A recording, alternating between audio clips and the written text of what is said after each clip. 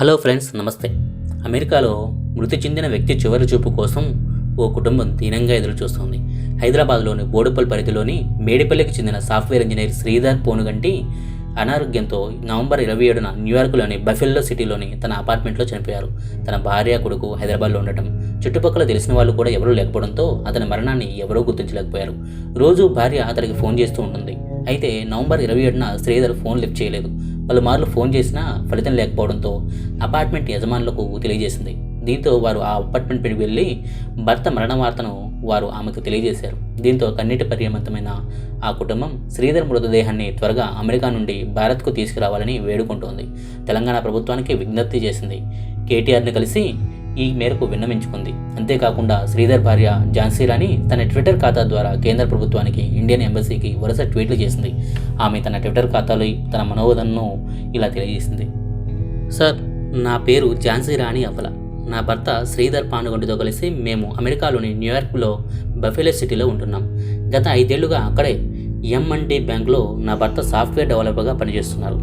లాక్డౌన్కు ముందు మా తమ్ముడి పెళ్లి కోసం నేను హైదరాబాద్కు వచ్చేసాను. లాక్డౌన్ వల్ల కరోనా కారణంగా నేను నా 5 ఏళ్ల కొడుకు రాజన్తో కలిసి హైదరాబాద్లోని అత్తమామల వద్ద ఉంటున్నా.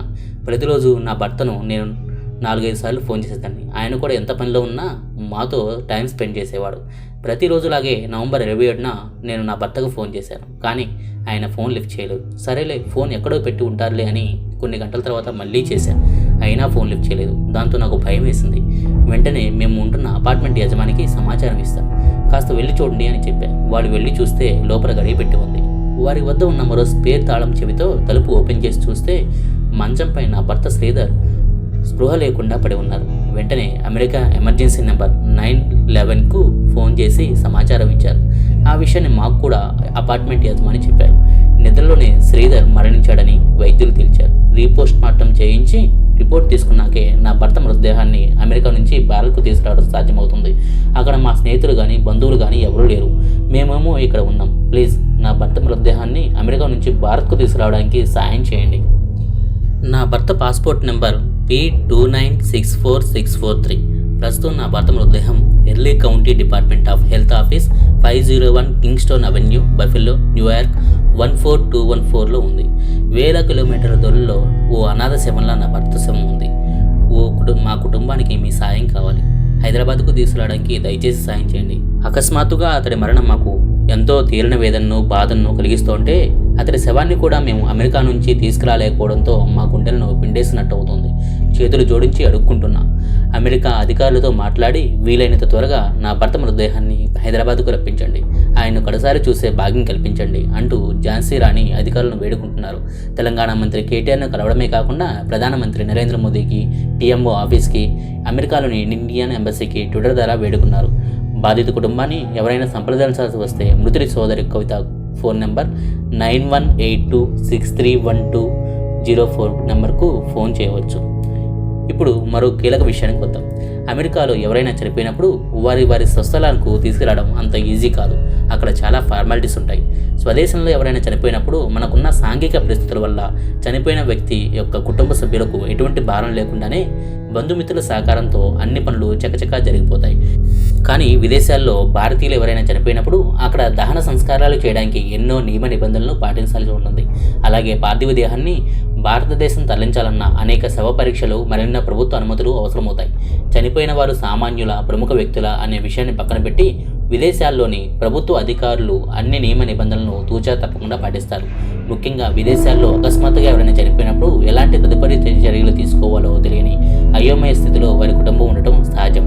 అమెరికాలో ఒక వ్యక్తి అనారోగ్య కారణంగా ఇంటి వద్ద చనిపోయినా, లేదా ఏదైనా ప్రమాదంలో మరణించిన, హత్య లేదా ఆత్మహత్య లాంటి సంఘటనలు చోటు చేసుకున్నా వెంటనే పోలీసు శాఖకు తెలియజేయడం తప్పనిసరి. ఆ తర్వాత పోలీసు వారి అనుమతితో ఆ పార్థివ దేహాన్ని దగ్గరలోని ఉన్న ఆసుపత్రికి పంపవలసి ఉంటుంది. అప్పుడు వైద్యులు అవసరమైతే శవ పంచనామా చేసి మరణానికి గల కారణాలను ధృవీకరిస్తూ ఒక శవ పంచనామా నివేదికను తయారు చేస్తారు. సుమారుగా ఫలానా తేదీన ఫలానా సమయానికి చనిపోయినట్లుగా నిర్ధారిస్తూ మరణ ధృవీకరణ పత్రాన్ని ఇస్తారు. ఒకవేళ వైద్య చికిత్స పొందుతూ ఆసుపత్రిలోనే చనిపోతే పై విధానాన్నే పాటిస్తూ ఏ అనారోగ్య కారణాలతో చనిపోయారో విశదీకరిస్తూ సంబంధిత వైద్య అధికారులు మరణ ధృవీకరణ పత్రం ఇస్తారు. తర్వాత ఆ పార్థివ దేహాన్ని కుటుంబ సభ్యులు సూచించిన విధంగా స్థానికంగా ఉన్న ఒక ఫ్యూనరల్ హోమ్ అంతిమ సంస్కారాలు జరిపే ప్రదేశానికి తరలిస్తారు.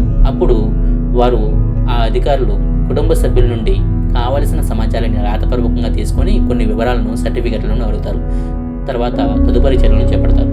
చనిపోయిన వ్యక్తి పేరేంటి, స్త్రీయా పురుషుడా, పుట్టిన తేదీ ఏంటి, వయసు ఏంటి, జన్మస్థలం ఏంటి, సోషల్ సెక్యూరిటీ నెంబర్ ఏంటి, జాతి ఏంటి, వివాహితులా కాదా, భర్త లేదా భార్య వివరాలు, విద్యార్హతలు, వృత్తి, పనిచేస్తున్న రంగం, చిరునామా, తండ్రి పేరు, తల్లి పేరు, అలాగే తల్లి ఇంటి పేరు, చనిపోయిన స్థలము, ప్రాంతము, ఆసుపత్రి పేరు, చనిపోయినట్లుగా తెలిపిన వ్యక్తి పేరు వివరాలు, అంతిమ సంస్కారాల ప్రాధాన్యత, దాన సంస్కారమా, ఖననం చేయాలా, ఏదైనా ఆసుపత్రికి విరాళం ఇవ్వాలా, ఇలా అన్ని వివరాలను అడుగుతారు. అలాగే కుటుంబ సభ్యుల నుండి ఈ వివరాలను సేకరించిన తర్వాత ఫ్యూనరల్ హోమ్ అధికారులు ఆసుపత్రి నుంచి శవ పంచనామా నివేదిక ఉంటే దాన్ని, అలాగే చనిపోయిన వ్యక్తి యొక్క ప్రాంతపు జనన మరణ నమోదు కార్యాలయపు అధికారం నుండి చనిపోయినట్లుగా నమోదు చేసిన కౌంటీ డెత్ సర్టిఫికేట్ పత్రాలను సేకరిస్తారు. పార్థివ దేహం చెడిపోకుండా సమశీతల ఉష్ణోగ్రత పరిస్థితుల్లో భద్రపరిచిన తర్వాత కుటుంబ సభ్యుల వీలును అనుసరించి అంతిమ సంస్కార ఏర్పాట్లు చేస్తారు. చనిపోయిన వ్యక్తి యొక్క ఇతర కుటుంబ సభ్యులు, బంధుమిత్రులు ఆ పార్థివ దేహాన్ని సందర్శించి శ్రద్ధాంజలి ఘటించేందుకు వీలుగా తగు ఏర్పాట్లను ఆ ఫ్యూనరల్ హోమ్ అధికారులే చేస్తారు. అంతేకాక చనిపోయిన వ్యక్తి మతాచారాలకు అనుగుణంగా శాస్త్రోక్తంగా పూజా కార్యక్రమాలను జరిపే వీలును కూడా ఫ్యూనరల్ హోమ్ అధికారులు కల్పిస్తారు. సాధారణంగా ప్రతి ఫ్యూనరల్ హోమ్ ఆవరణలోనూ పార్థివ దేహాన్ని ఖననం చేసే ఏర్పాటు ఉంటుంది. కానీ కొన్ని ఫ్యూనరల్ హోమ్స్లో మాత్రమే దహన సంస్కారాలు జరిపే వీలుంటుంది. ఒకవేళ ఆ సదరు ఫ్యూనరల్ హోమ్లో దహన సంస్కారాలు జరిపే వీలు లేకుంటే వారే దగ్గరలో ఆ వీలున్న ఫ్యూనరల్ హోమ్లో తగు ఏర్పాట్లు చేసి ఆ పార్థివ దేహాన్ని అక్కడికి తరలిస్తారు. పార్థివ దేహం చెడిపోకుండా కొన్ని రోజుల పాటు యథాస్థితిలో ఉండేట్టుగా కొన్ని రసాయనాలు నింపి భద్రపరిచే ప్రక్రియను ఎంబామింగ్ అంటారు. పార్థివ దేహానికి 24 గంటలలోపు అంతిమ సంస్కారాలు జరిపిన లేదా శీతలీకరణ చేసిన ఈ ఎంబామింగ్ అవసరం ఉండదు. మిగతా అన్ని సందర్భాల్లోనూ ఈ ఎంబామింగ్ అవసరం ఉంటుంది. ఫ్యూనరల్ హోమ్ వారు కల్పించే ఈ ఏర్పాట్లన్నిటికీ కలిపి సుమారుగా $3 లేదా $4,000 ఖర్చు అవుతుంది. ఒకవేళ పార్థివ దేహాన్ని భారతదేశం తరలించాల్సి వస్తే ఫ్యూనరల్ హోమ్ అధికారులే ఈ క్రింది వివరాలు సేకరించి అవసరమైన అనుమతి పత్రాలు సంపాదించి కావలసిన ఏర్పాట్లను చేయాల్సి ఉంటుంది. వారు సేకరించే వివరాలు ఏంటంటే చనిపోయిన వ్యక్తి యొక్క పాస్పోర్టు, పార్థివ దేహం నుండి ఎటువంటి అంటువ్యాధులు రాకుండా తగు జాగ్రత్తలు తీసుకున్నట్టుగా ధృవీకరిస్తూ స్థానిక ఆరోగ్య అధికారుల నుంచి అనుమతి పత్రం, పార్థివ దేహాన్ని సీల్డ్ కంటైనర్లో భద్రపరిచినట్టు ధృవీకరణ పత్రం, కొన్ని సందర్భాల్లో అవసరమైతే పోలీసు అధికారుల నుంచి కావలసిన అనుమతి పత్రాలు, కాన్సులేట్ జనరల్ ఆఫ్ ఇండియా అధికారుల నుంచి పార్థివ దేహాన్ని భారతదేశం పంపడానికి అనుమతి పత్రం, పార్థివ దేహాన్ని ఎవరైతే ఇండియాలో స్వీకరిస్తున్నారో వారి వివరాలు, పార్థివ దేహాన్ని భారతదేశంలో ఏ శ్మశాన వాటికలో దహనం లేదా ఖననం చేస్తున్నారో దాని చిరునామా మొదలైనవన్నీ సేకరించి ఎయిర్లైన్ అధికారులతో ఫ్యూనరల్ హోమ్ అధికారులు సంప్రదింపులు జరిపిన తర్వాత పార్థివ దేహాన్ని భారతదేశం తరలిస్తారు. సాధారణ పరిస్థితుల్లో ఈ ఏర్పాట్లన్నింటినీ పూర్తి అయ్యి పార్థివ దేహం భారతదేశం చేరడానికి సుమారుగా 3 నుండి 5 రోజులు పడుతుంది. దాదాపుగా $5,000 నుండి $8,000 వరకు ఖర్చు అవుతుంది. అదండి, అమెరికాలో మనోళ్ళు ఎవరైనా చనిపోతే ఎలాంటి నిబంధనలు ఉంటాయో, అక్కడి నుండి మన వాళ్ళ మృతదేహాలను తీసుకురావడానికి పడాల్సిన కష్టాల గురించిన వివరాలు.